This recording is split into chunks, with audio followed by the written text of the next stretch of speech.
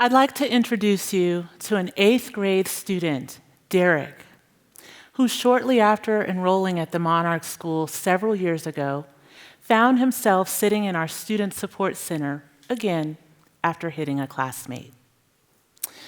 In most cases, fighting at school would carry the consequence of suspension, and multiple fights could lead to expulsion. But not in this case. Derek is one of the 3% of K-12 students in the United States who are experiencing homelessness. That's over 1.3 million kids. And depending on who's counting, around 18,000 of them live right here in San Diego County. Unhoused students are stronger than you think. I have the proof, and also, I'm living proof. During my senior year in high school, I came home in January to find boxes of our belongings sitting in fresh snow on the sidewalk. My mom stood with them, her eyes red with tears, as she explained to me that we were being evicted. I had no clear idea of where we were going to go or what we were going to do. This is how easy it is to experience homelessness. The McKinney-Vento Act defines homelessness as the lack of a fixed, regular, and adequate nighttime residence. My mom found a space for us to stay with a friend of hers, doubled up, and while we were grateful to have a roof over our heads, it was hardly adequate. The walls and floors of this home were darkened with dirt, and every room was crammed with piles of clutter. At night, I fell asleep to the sounds of mice scurrying around inside the walls. It was a nightmare. Now, I want to be clear that this is not another sob story about being homeless. Those conditions didn't change or define me. I was still the capable, intelligent, and ambitious student who was on her way to college by any means necessary. I leaned on my teachers and mentors to navigate those obstacles, and through a combination of their support and my own tenacity, graduated from high school and attended Spelman College on a full-ride scholarship.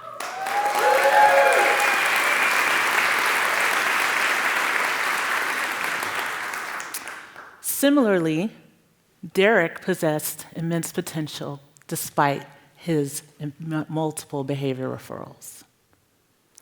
We do things differently at the Monarch School.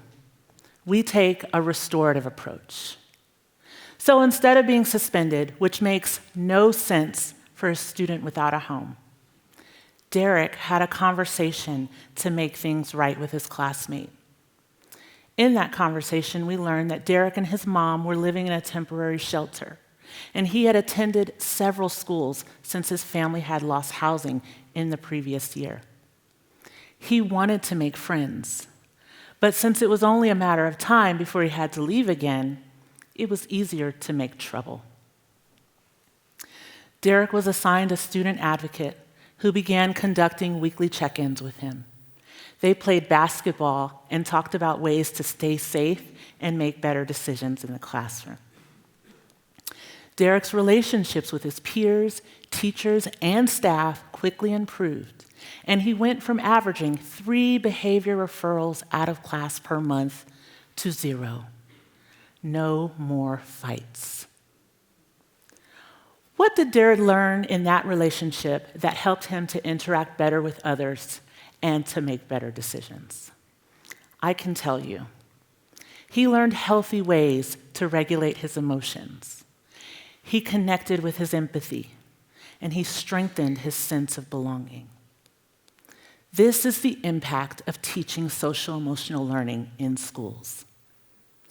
Unhoused students live in the shadows of our public education system. It's hard to shine a light on a student's full potential when all you measure are their academic grades and test scores. Fortunately, social-emotional learning can be measured. In 2016, I worked with the Jacobs Institute for Innovation in Education at the University of San Diego to create a tool to collect data and measure the social-emotional learning growth of our students over 3 years. It is the nation's first SEL study on the unhoused student population, and the findings were remarkable.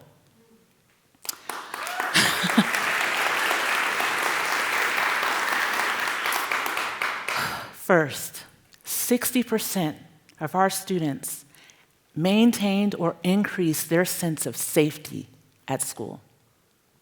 Second, 58% of students increased their social awareness. That's their ability to consider different perspectives and to empathize with others.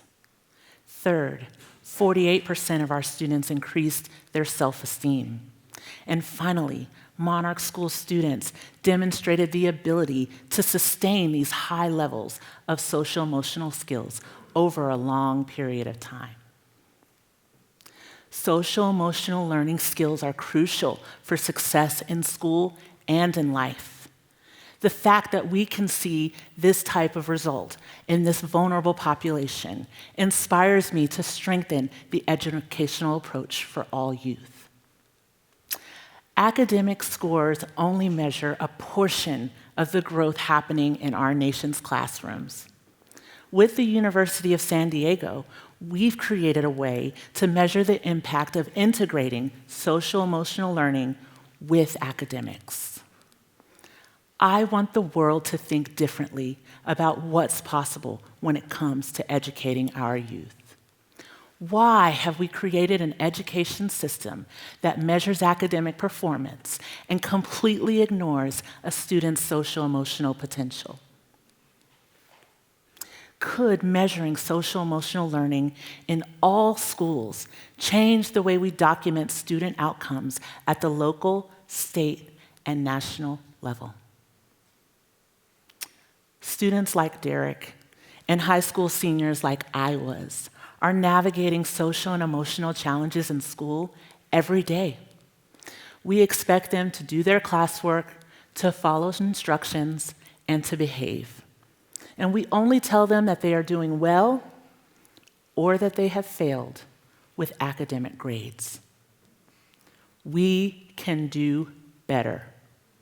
The education system is missing a big part of the picture by only measuring academics when we're teaching whole children.